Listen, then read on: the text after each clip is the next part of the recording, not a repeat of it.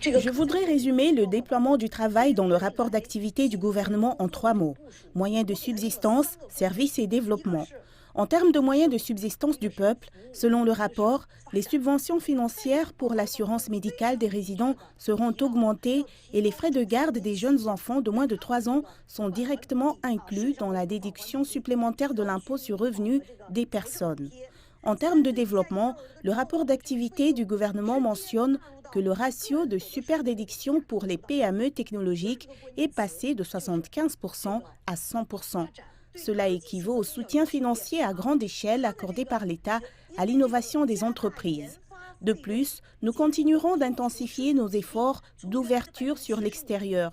J'ai l'impression que pour mieux servir le peuple et assurer le développement national, le gouvernement attache une grande importance à l'innovation.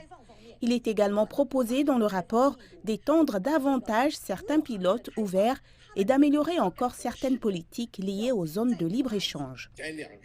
Notre pays a publié un rapport de recherche sur la cause des personnes handicapées en Chine, dont le contenu montre l'attention de notre pays aux personnes handicapées, qui est également mentionné par le rapport d'activité du gouvernement.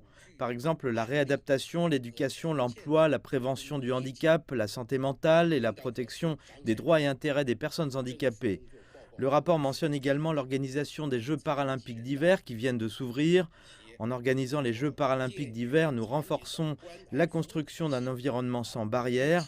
Jusqu'à présent, nous avons réalisé plus de 7 millions de rénovations sans obstacle pour les familles handicapées.